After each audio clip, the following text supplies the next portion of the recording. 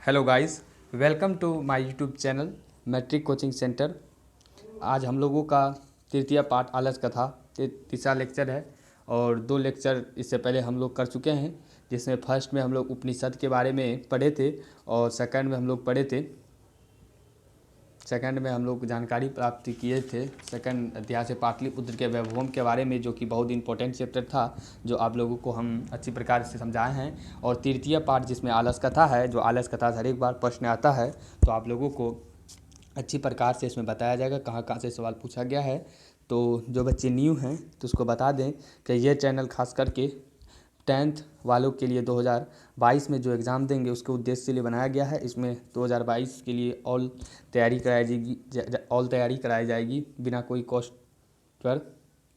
तो चलिए वीडियो हम लोग स्टार्ट करते हैं।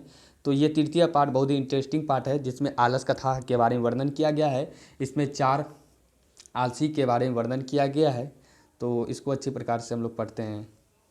सबसे पहला इसका परिचय है।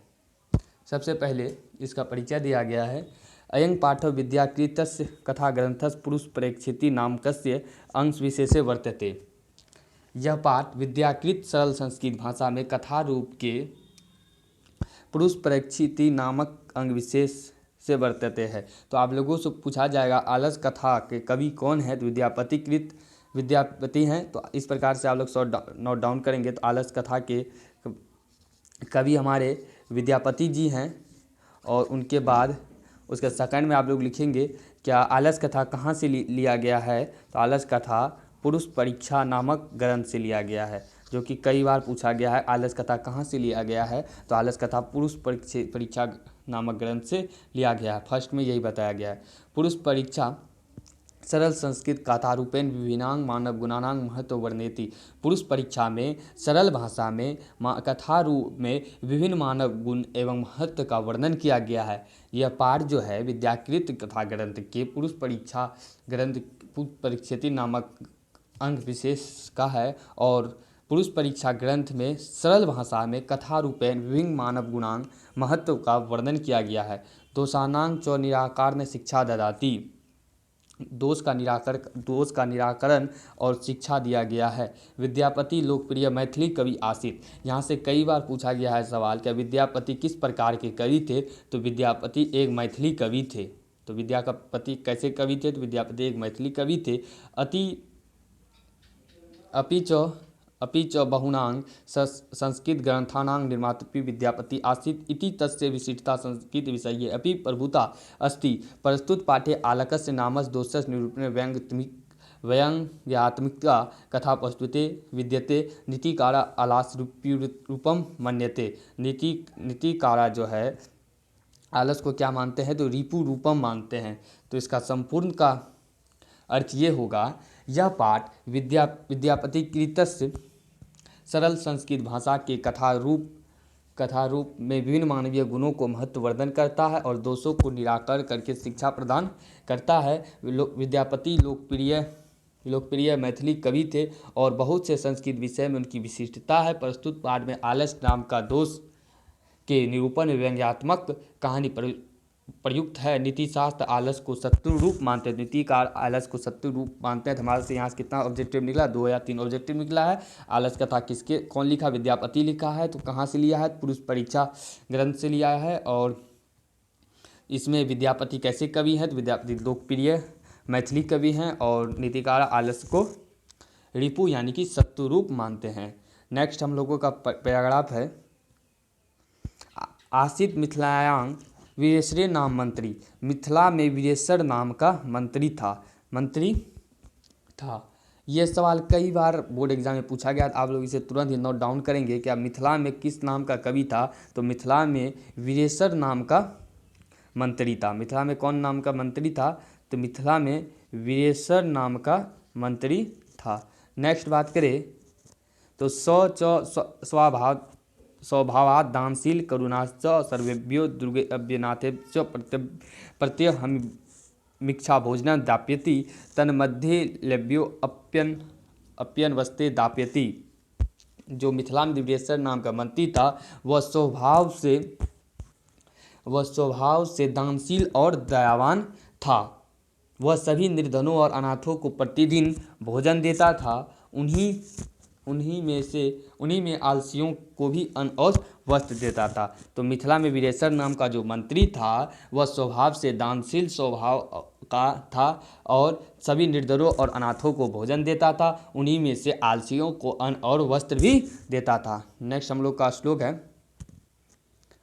निर्गतनां च सर्वेशा वत्सः प्रथमो मतः किच्चिन क्षमते कुर्तु जाठरेन अपि विनहा। इसका अर्थ हुआ उत्कृष्ट से अकर्मण्यों में आलसियों का प्रथम स्थान है, क्योंकि वह जठार अग्नि अर्थात पेट की ज्वाला को शांत करने के लिए कुछ नहीं कर सकता। इसका कहने का अर्थ है कि आलसी जो है वह प्रथम आलसी जो अकर्म यानी कि ना काम करने वाला में प्रथम स्थान रखता है। यह अपनी पेट की भूख को भी मिटाने में असमर्थ रहता है। अगर आप लोगों को इसका वर्णन करने के लिए दिया जाएगा तो आप लोग इसे इस प्रकार से लिखेंगे, प्रस्तुत श्लोक के माध्यम से वैसे लोगों पर व्यंग किया गया है जो बिना परिश्रम किए अथवा पसीना बहाए किसी तरह जीने की प्रयास करते हैं। ये आलसी लोग पेट की ज्वाला अर्थात भूख सहन कर लेते हैं, लेकिन थोड़ा भी परिश्रम करना नहीं चाहते हैं। ऐसे लोग भाग्यवादी होते हैं, वे किसी भी संकट में भाग्य थोप कर सहन कर लेते हैं। तो इस प्रकार से आप लोग को लिखना है। अगर आप लोग से नहीं हो तो ज़्यादा घबराने की कोई बात नहीं है, क्योंकि जब एग्ज़ाम का कुछ दिन बचेगा तो आप लोगों को इसमें से सजेस्टेड क्वेश्चन बता दिया जाएगा तो उसी से आ जाएगा। लेकिन ऑब्जेक्टिव जितना बता रहा है आप लोग कंप्लीट करें, नहीं तो किताब ख़त्म होने के बाद ऑब्जेक्टिव इस चैनल पर डाल दिया जाएगा। ततो आलसा पुरुषाणाम तत्तेष्ट श्रुत्वा बहुवस्तु त परिमृजास्त्र वर्तुली बभूव यते। इसका कहने का अर्थ है,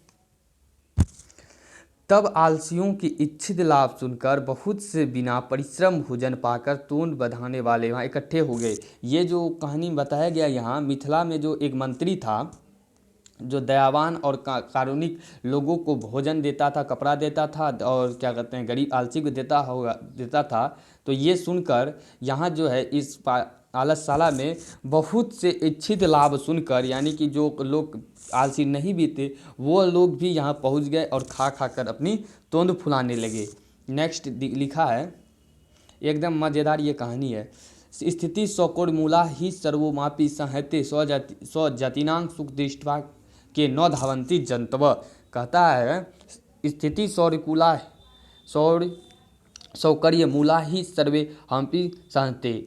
सुविधाजनक स्थिति सभी चाहते हैं, बिना हाथ पैर हिलाए सभी सुख सुविधा और भोजन चाहते हैं, फिर भला अपने स्वजातियों से सुख उपभोग करते हुए कौन जौनती न दौड़ कर आएगा। देखिए सब कोई चाहता है बिना हाथ पर डुलाए हम लोगों को भोजन हो जाए। फिर इस प्रकार का जो वहाँ दिया जा रहा था सुविधा, आलसियों को भोजन इत्यादि प्रकार का था जो मंत्री वीरेशर दे रहा था। तो यह सुनकर जो आलसी नहीं भी था वह भी वहाँ पहुँच गया। नेक्स्ट बात करें तो नेक्स्ट पैराग्राफ हम लोगों का है, पश्चादलक्षाणां सुख दृष्ट्वा धूर्ता अपि कृत्रिम आलस्यम दृष्ट्वा भोजन गृह्णन्ति। तदनन्तरम आलस्शालायां बहुद्रव्यम दृष्ट्वा तन्नियोगी पुरुषे प्रामिष्टम यद अक्षम बुद्ध्या करुणाय केवलं सेव्य स्वामी वस्तूनि दापयति कपटेयान आलसा अपि गृह्णन्ति इत्य अस्माक प्रमाद यदि भवति तदालसा पुरुषाणां परीक्षां कुर्मः इति प्रामिष्य पुरुषुप्तेषु आलस्शालायां तन्नियोगी पुरुष वेन दाप्यता निरूपयाम। इसका कहने का अर्थ है ये सारे पैराग्राफ तो आप लोग हिंदी में ही ज़्यादा अधिकतर याद है, क्योंकि हिंदी में ही आप लोगों को इसका ऑब्जेक्टिव पूछा जाएगा।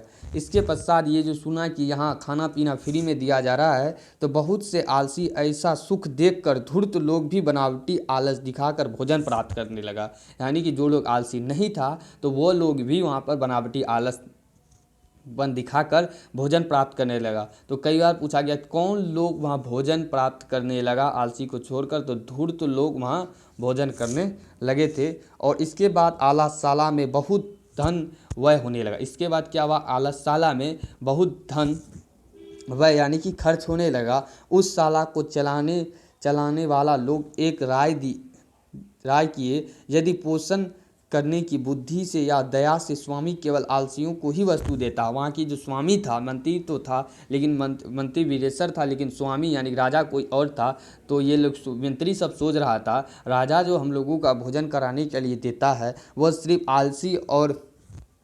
आलसी और दिनहीन लोगों को ही कराने देता है, और छल कपटी आलसी भी उसे प्राप्त कर लेता है, जो यह हम लोगों की गलती है। तो वह लोग ज़्यादा पैसा खर्च होने लगा तो आलसियों से परीक्षा लेने के लिए मंत्री वीरेशर इत्यादि प्रकार के लोगों ने एक उपाय सोचा। ऐसा विचार कर प्रस्तुत व्यवस्था में लोक आलसी सील में आग लगाकर हल्ला कर दिया। एक विचार किया और इसमें आग लगाकर हल्ला कर दिया।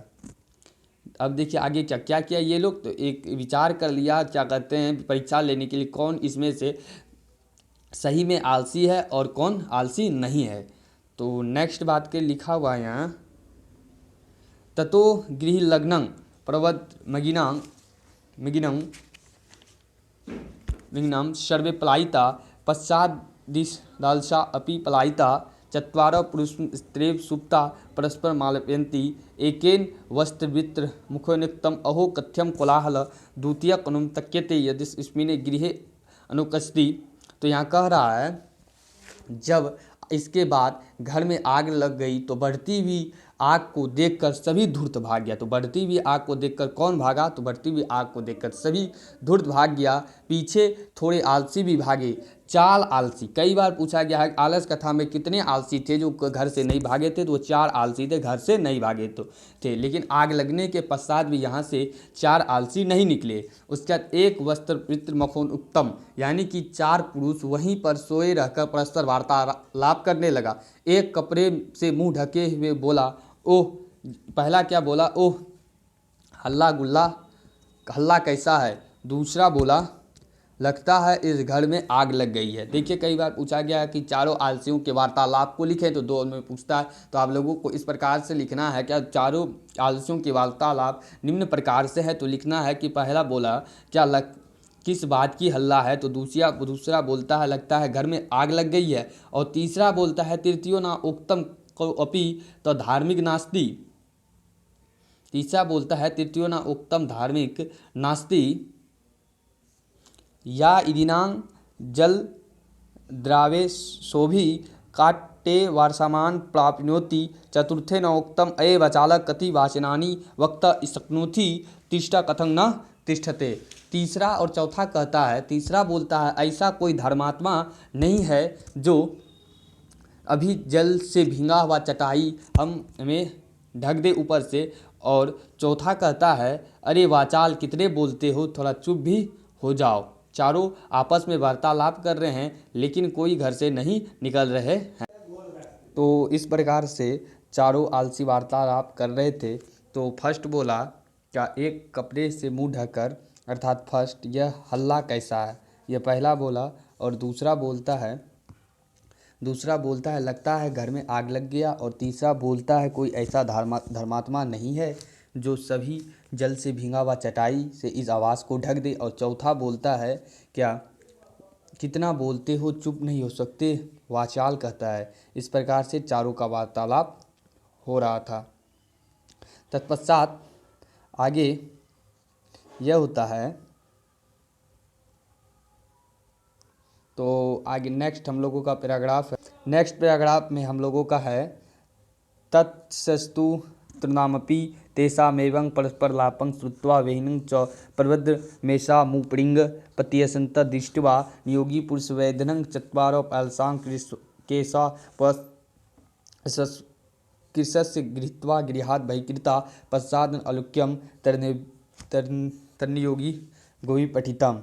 तो उनके बाद ये चारों आलसी का जो वार्तालाप हो रहा था वह नियोगी पुरुष सुन रहा था, यानी वहाँ के कर्मचारी सब सुन रहा था। तो उन चारों का परस्पर वार्तालाप सुनकर बढ़ी हुई अग्नि ज्वाला उनके ऊपर गिरेगी, गिरने के डर से, घर के गिरने के डर से वह चारों आलसियों को केस पकड़कर घसीटते हुए उन चारों आलसियों को बाहर किया।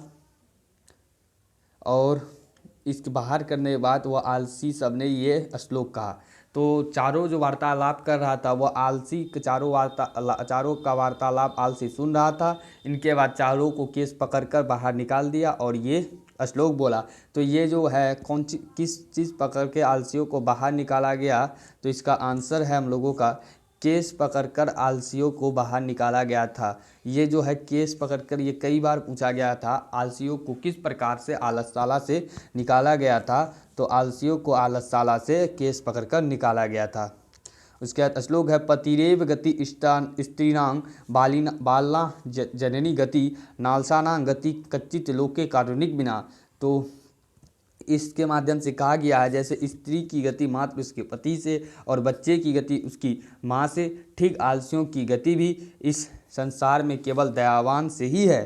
तो इसका अर्थ यही है, क्या स्त्री की गति उनके पति से, तो बालक की गति उसकी जननी अर्थात उनकी माँ से, और आलसियों की गति के बारे में बात की जाए तो वह कारुणिक लोगों और दयावान लोगों से ही है। अंतिम हम लोगों को लिखा गया है पश्चात्यासु चतुर्श्लेषु ततो अप्यधिकार वस्तु मंत्री व्याप्यम। इसके बाद उन चारों आलसियों को पहले से अधिक चीज़ें मंत्री देने लगा और धूर्त लोग भाग गए। इस प्रकार से यह कहानी हम लोगों का समाप्त हुआ। आलस कथा आप लोगों को अच्छी प्रकार से समझ में आया होगा। इसमें कुछ शब्दार्थ दिया होगा, आप लोग एक बार इसे पढ़ लेंगे और इसका संधि विच्छेद आप लोगों को अच्छी प्रकार से देख लेना है, क्योंकि संधि विच्छेद पूछा जाता है। नेक्स्ट बात करें तो नेक्स्ट इसमें समास के बारे में दिया गया है। आप लोगों का मन हो तो आप लोग याद कर सकते हैं, नहीं तो हम आप लोगों को उपलब्ध करा देंगे, कितना याद करना सजेस्टेड बता देंगे। और आप लोगों को इसमें प्रश्न उत्तर सिर्फ बना लेना है, नोट्स में नहीं उतारना है, बस हो जाएगा। और जितना हम ऑब्जेक्टिव बता दिए हैं बस आप लोगों को उसी को सिर्फ रिवाइजिंग करना है। और इस प्रकार से यह चैप्टर हमारा कंप्लीट हो गया। और नेक्स्ट हम लोग संस्कृत साहित्य लेखिका के बारे में पढ़ेंगे, चौथा चैप्टर, और उसको भी इसी प्रकार से हम लोग पढ़ लेंगे। और जहाँ जहाँ ऑब्जेक्टिव पूछा है तो आप लोगों को बता दिया जाएगा। और जो बच्चे न्यू हैं तो चैनल को सब्सक्राइब कर दें, और वीडियो अच्छा लगा तो वीडियो को लाइक कर दें, और चैनल को अधिक से अधिक शेयर करें। तो thank you all of you, thanks for watching.